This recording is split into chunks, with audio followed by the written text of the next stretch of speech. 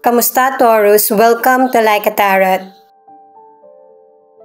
Alamin natin kung ano ang energy para sa mga Taurus.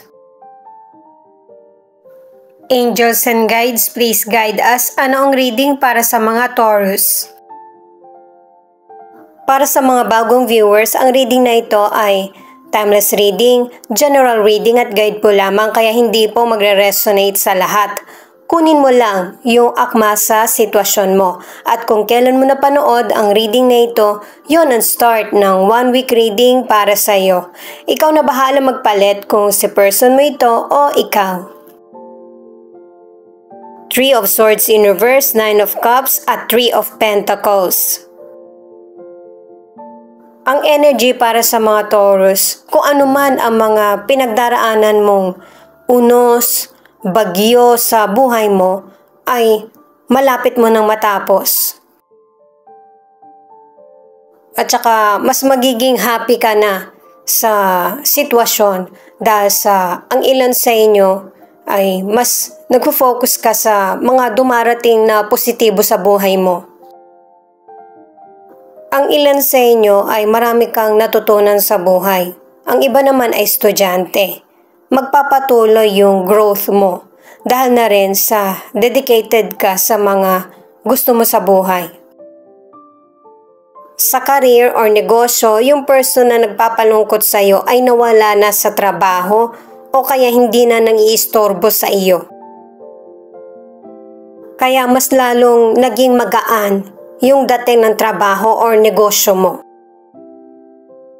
At saka, nagiging maganda rin yung image mo sa trabaho o kaya sa negosyo. Sa mga single, yung dati mong nakarelasyon, ang ending nyo ay galit at saka hatred.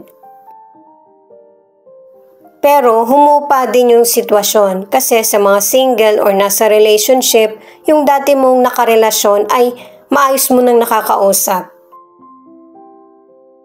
At saka ang ilan sa inyo na nasa relationship, mas nakatagpo ka ng deserve ng pagmamahal mo. Marami kayong communication ng karelasyon mo at saka pabor sa iyo yung kapalaran. Itong 2 of Wands naman, ang ilan sa inyo ay gusto mo makipagsapalaran sa ibang bansa. Kumbaga, yung oportunidad na dumarating sa iyo ay hindi mo sinasayang. Pinapakiramdaman mo yung sarili mo. Sa mga single naman, sinisimulan mo nang makipag-date sa iba. At nasa tamang landas ka. Marami ka na rin kasing natutunan. At saka, nilet go mo na yung nakaraan. Sa career, maging professional. Huwag isabay yung love life at career para hindi kayo pag-usapan or makaistorbo sa iba. Itong sanctuary naman ay kailangan balansehin mo yung buhay mo at saka tanggapin yung mga pagbabagong nangyayari na makakatulong para mag-grow ka. At saka single ka man or nasa relationship, yung person na kilala mo sa school o kaya katrabaho mo siya. Ang ilan sa inyo nag-iisip ka kung paano palalawakin yung negosyo mo. At saka ang ilan na nasa relationship, ang tagal nyo na magkarelasyon ng person mo, pero bigla ka na lang nawala or inabandona ang relasyon. 11:11. God is about to send a true life partner to you very soon. Kasi nga diba ang ilang single, natuto ka ng magpatawad at saka mag-move on.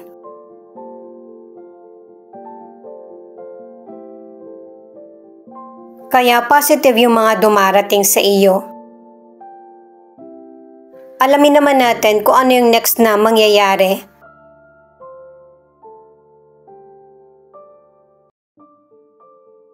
The Moon, 10 of Wands in reverse at 2 of Pentacles. Sa card na ito ay pinapakita na kailangan mong pahalagahan yung sarili mo at sabihin mo din kung ano yung mga kaya mo lang. Pinakita ng mga cards na maganda yung trabaho mo o kaya negosyo, pero kailangan ng limitasyon sa mga gastusin or pagtulong. Kasi mabibigla ka na lang na yung mga taong natulungan mo meron tapos ikaw wala. Kaya para hindi masayang yung mga pinaghirapan mo, magtira ka ng mas marami para sa sarili mo. Kasi pinaghihirapan mo yan eh. Hindi lahat dapat ibigay at saka hindi mo rin kailangan tipirin yung sarili mo. Kaya sinasabi ko yan sa inyo guys kasi sa mga cards, merong person na mamimihasa. Na ninilinlang ka lalo na sa financial. Huwag kayong mag-invest o magnegosyo na wala ka sa lugar na iyon. Kailangan ikaw mismo yung nag-aasikaso. At saka ang ilan sa inyo, magkakaroon ka ng utang kasi hindi mo nababalanse ng tama yung financial mo. Ang ilan sa inyo, binabayaran mo yung utang na hindi naman ikaw yung may utang. Ang ilan sa inyo ay kailangan mag-ipon kasi pag uwi mo ng Pilipinas dahil nasa ibang lugar yung trabaho mo, wala ka naman magiging trabaho. At saka marami ka pang plano patungkol sa financial na meron ka. Sa mga nasa relationship, kailangan alam mo kung ano yung kailangan mo sa relasyon. At saka ano man ang problem nyo ng person mo, bigyan mo siya ng pagkakataon na para magbago. Itong 9 of Wands naman ay naninindigan ka sa mga naging desisyon mo. Pinaglalaban mo yung karapatan mo kahit na mag-isa ka lang. At saka itong battle na kinakaharap mo or pagtatalo ay matatapos din. Or matatapos na. At saka sa mga nasa relationship, kung pinagbigyan mo na yung person mo at hindi pa rin siya nagbabago, time na para mag-decide. Impatience. Ibig sabihin nito guys, merong person na hindi talaga marunong makinig. May pagkamatigas ang ulo at saka ang ilan sa inyo, blinak mo rin yung person mo. At saka mukhang kapaguran na rin ito kasi ang ilan sa inyo, yung person mo, ginagawang laro yung buhay nyo. Affirm, God is saying to you, rest, I am already at work. I will turn around every negative situations in your life. I will bless you and your family. I will heal every places you are hurting. Nakadalawang cards na para sa mga person na nagkaroon na ng ending ang relasyon. Dahil sa meron kang mga nalaman na issue o kaya sikreto. Alamin naman natin kung ano ang outcome.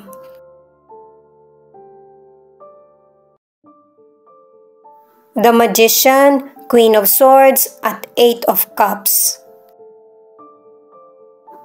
Itong mga cards na ito ay pinapakita na meron ka ng energy na para i-control yung bawat sitwasyon. At saka ang ilan sa inyo, malalaman mo na yung katotohanan. At magiging prangka ka sa feelings mo. At itong negative na sitwasyon ay ile-let go mo na. Sa kalusugan, ang ilan sa inyo ay magiging maayos ulit ang kalusugan mo kung nagkasakit ka man. At ang advice naman para sa ilan, kung ano man yung mga negatibong nangyayari sa sitwasyon, ay huwag mo na tong isipin. Para hindi magkaroon ng negative impact sa buhay mo at kalusugan. Dalawang cards na yun nagsasabi niyan.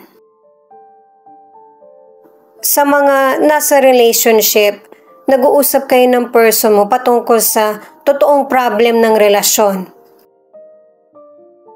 Nakatatlong cards ka na para sa betrayal kasi itong third person ay humahabol sa person mo. At ang ilan sa inyo, hindi mo na nakayanan itong panlilinlang sa relationship nyo kaya nakipaghiwalay ka. Ang ilan sa inyo mahirap para sa'yo natanggapin ito pero wala ka rin naging choice kasi yung person mo malayo na yung loob sa iyo. At saka naka-4 na cards ka na para sa LDR ang relasyon. Para sa ilang single, magkakaroon ng bagong romance. Bagong simula ito para sa love. Itong the Death in reverse. Paalala ito sa iyo na kung may mga hindi magandang sitwasyon na dumarating sa buhay mo, kailangan mo pa rin harapin ito ng positibo. Mahirap itong gawin pero kapag hindi mo naiwasan yung mga negatibo, mauuwi sa matinding depression.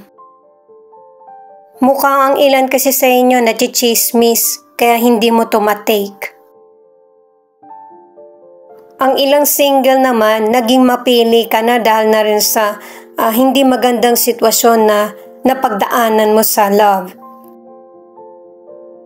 Contentment na ang ibig sabihin, ang ilan sa inyo ay nagpapahinga, kumbaga healing sa situation. At saka isa rin ito sa kakulangan kung bakit hindi naging matagumpay ang relasyon. Ang ilang single naman, ang tagal mo nang single pero matatapos na yan kasi merong bagong potential person na darating sa buhay mo. 080. Let's not get attached to what is living and let's take a stance that welcomes more and more opportunities that come our way. Connected lahat ng cards kaya dun tayo sa sitwasyon na mas magpapahappy sa atin at saka magpapagrow. Kuha naman tayo ng charms para sa iba pang clarity.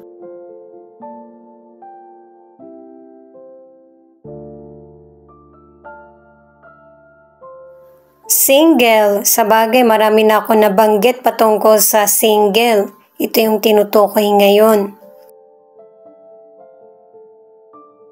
In love. Maybe ang ilan sa inyo na single ay in love or inspired. Good looking. May itsura pala yung person na nagugustuhan ng mga single. May description ito yun, no? Short hair. Maybe yung person ang maiksi ang buhok or ikaw.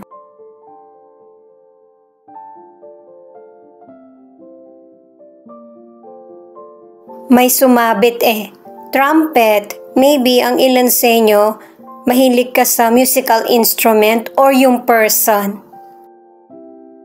Maybe may banda rin ang ilan sa inyo. Starfish. Healing, pag-asa, at saka bagong simula. Dog. Posible na ang ilan sa inyo mahilig sa pets. Katulad nitong aso, 2 pa. Unconditional love at saka protection ang ibig sabihin nitong dogs.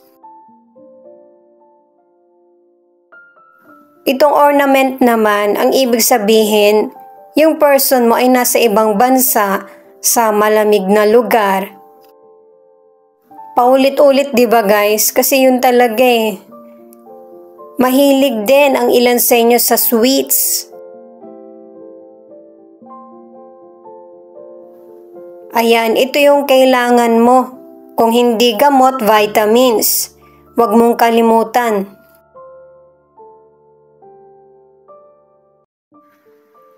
Ang ilan sa inyo, maybe may sasakyan kayo.